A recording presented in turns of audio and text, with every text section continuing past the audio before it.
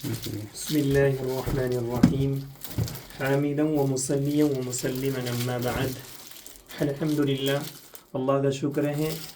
یہ ہے آپ کے سامنے گلدستہ حدیث، اور اس کو ایک بہت بڑے عالم دین نے لکھا ہے الحمدللہ، جن کا نام ہے مفتی محمد شفیق صاحب بھائی بڑوتوی۔ یہ گلدستہ حدیث ہے، بہت شاندار کتاب ہے، آپ حضرات بھی اس کو اپنے مطالعے میں لا سکتے ہیں۔ بڑی شاندار کتاب ہے، بڑے بڑے جو اساتذہ ہیں دارالعلوم دیوبند اور دوسرے اداروں کے، انہوں نے اس کتاب کی تعریف فرمائی ہے الحمدللہ۔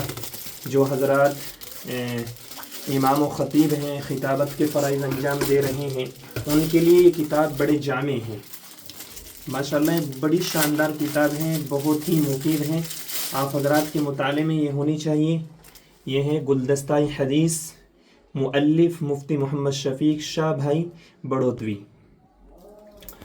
تو یہ دیکھیے پہلا حصہ ہے، اس میں جو اس کو پسند فرمایا ہے بہت سارے جو اساتذہ ہیں دارالعلوم دیوبند ہیں، اسی طریقے سے اور بھی اداروں کے جو اساتذہ ہیں، انہوں نے اس کتاب کو بڑا پسند کیا ہے اور کہا ہے ماشاءاللہ یہ کتاب بڑی کارآمد ہے، اللہ تعالیٰ اس کو قبول فرمائے۔ اور جو حضرت مفتی صاحب نے کام کیا ہے، اللہ رب العزت والجلال اس کو اپنے بارگاہ میں بے حد قبول فرمائے۔ دیکھیے تھوڑا سا آپ کو پڑھ کر تھوڑی باتیں آپ کو سنا دیتے ہیں کن حضرات نے کو اللہ رب العزت نے اسلام کو قیامت تک کے لیے زندگی عطا فرمائی ہی ہے۔ یہی وجہ ہے کہ مسلمانوں کے ساتھ اس کی کتاب اور نبی کا رشتہ بھی تا قیامت وابستہ رہے گا، جس کو قرآن کریم نے اپنے بلیغ انداز میں اس طرح بیان فرمایا، وَكَيْفَ تَكْفُرُونَ وَأَنْتُمْ تُتْلَى عَلَيْكُمْ آيَاتُ اللَّهِ وَفِيكُمْ رَسُولُهُ۔ تو یہ تو حضرت نے لکھا ہے۔ یہاں دیکھیے مقدمے میں حضرت الاستاذ فقیہ العصر مفتی عبداللہ صاحب کاوی، سابق صدر مفتی و استاد حدیث دارالعلوم کنتہاریہ بروچ گجرات، تو یہ بڑے اساتذہ میں رہے ہیں۔ فرماتے ہیں محترم عزیزم مفتی محمد شفیق بڑوتوی صاحب زیدہ مجدہ نے عوام کے لیے مفید تصنیف کا سلسلہ شروع فرمایا ہے۔ اس سے قبل گلدستہ مواعظ اور نامی وعظ کا مفید ذخیرہ امت کے لیے سامنے آیا نہیں، تصنیفی شکل میں پیش فرمایا۔ اب ان کا ارادہ ہے کہ میں اس کتاب میں بطور مقدمہ گلدستہ مواعظ کی طرح کچھ تحریروں کو کروں۔ میرے سامنے گلدستہ احادیث نامی مسودہ ہے۔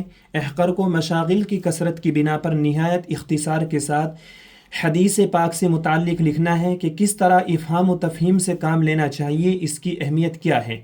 برادران اسلام، دین اسلام کا مدار قرآن پاک اور احادیث نبوی پر ہے، یہی اصول اسلام ہے۔ رسول پاک صلی اللہ علیہ وسلم پر قرآن مجید حضرت جبریل امین کے واسطے سے من جانب اللہ نازل ہوا، اور حدیث شریف سے قرآن مجید کی توضیح و تبیین ہوئی۔ رسول اللہ صلی اللہ علیہ وسلم کے اقوال و افعال اور تقریرات، صحابہ کرام کے اقوال و افعال پر آپ صلی اللہ علیہ وسلم کا خاموش رہنا، نیز آپ صلی اللہ علیہ وسلم کے اخلاق حمیدہ اور صفات حسنہ کے مجموعے کا نام حدیث ہے۔ یہ حضرت والا نے لکھا ہے۔ حضرت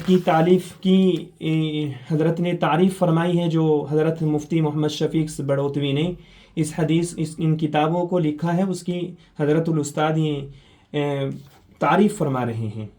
تو کلمات بابرکات عارف باللہ مرشدنا حضرت شیخ الزماں مولانا محمد قبر الزماں صاحب الہ آبادی مد ظلہ العلی بسم تعالی عزیزم مولانا محمد شفیق صاحب سلمہ نے 40 حدیث کے مجموعے کی ماشاءاللہ بہترین تشریح کی ہے، جو بہت ہی خوب معلوم ہوئی۔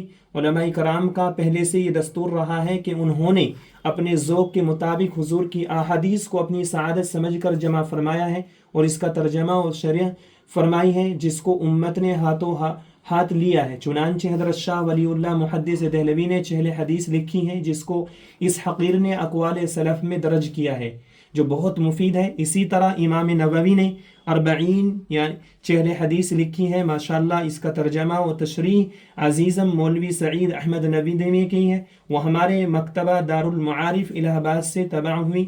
یعنی لکھی گئی. اسی طرح ماشاءاللہ مولانا مفتی محمد شفیق صلی اللہ علیہ وسلم نے چہل حدیث کا ترجمہ اور تشریح کی ہے، جس کو جا بجا دیکھا، بہت پسند آئی. اللہ تعالیٰ اس کو امت کے لیے نافع بنائے اور قبول فرمائے. یہ ہیں حضرت مفتی قمر الزماں الہ آبادی. بیان صداقت، یہ کہا حضرت مولانا محمد سالم صاحب قاسمی مد ظلہ العلی، جو محتمم دارالعلوم دیوبند وقف کے محتمم رہے ہیں، یہ فرما رہے ہیں کہ حدیث رسول صلی اللہ علیہ وسلم قرآن کریم کی شرح معتبر ہے. اس شرح معتبر سے صرف نظر کر کے کتاب اللہ کی ضرورت کو متعین کرنے والے کے لیے ارشاد نبوی ہے: من قال فی القرآن برائیہ فلیتبوأ مقعدہ من النار. جو شخص قرآن کریم کی مراد اپنی رائے سے متعین کرے، اسے اپنا ٹھکانہ جہنم میں تلاش کر لینا چاہیے. اور یہ لوگ کر رہے ہیں آج کل بہت دھڑلے کے ساتھ. پڑھے لکھے لوگ جن کی معاشرے میں اور عوام میں مقبولیت ہے، وہ لوگ اس طرح کا کام کر رہے ہیں. بہرحال حضرت فرما رہے ہیں الحمدللہ اس قاسمی پرداز فکر پر قائم جماعت اہل حق کے منتسبین صحت فکر و اعتقاد کے ساتھ مصروف خدمت ہیں. الحمدللہ اللہ تعالیٰ نے مولانا محمد شفیق صاحب ابن مولانا محمد صدیق شاہ بھائی کو خدمت علم حدیث کے لیے موفق فرمایا، جس کو مولانا موصوف نے ہفتے میں ایک دو روز عوامی سطح پر انتخاب کردہ احادیث کے بیان کو اسلاف صالحین کے اقوال و واقعات سے مدلل مؤید فرما کر غیر معمولی طور پر مفید بنا دیا ہے. ساتھ ہی ان بیانات کو تحریراً محفوظ کرنے کا اہتمام کیا اور اس محفوظ مجموعے کو کتابی صورت میں گلدستہ احادیث کے نام سے اشاعت پذیر کیا جا رہا ہے. اللہ اس کو قبول فرمائے. یعنی اگر آپ دیکھیں، یہ ہے محقق العصر حضرت علامہ شبیر احمد عثمانی صاحب، جو مفتی اعظم ہے شاہی مراد آباد کے، انہوں نے بھی لکھا ہے. الحمدللہ آپ دیکھتے جائیے، ایک فہرست ہے. تو بہرحال کہنے کا مقصد یہ ہے کہ یہ کتاب بڑی ہی سعادت مندی کی بات ہے کہ ہم سب کو اپنے مطالعے میں رکھنی چاہیے. بہت بہترین کتاب ہے. اللہ قبول فرمائے. اللہ تعالی ہم سامعین کے لیے اس کو نجات آخرت کا ذریعہ بنائے. وما علینا الا البلاغ.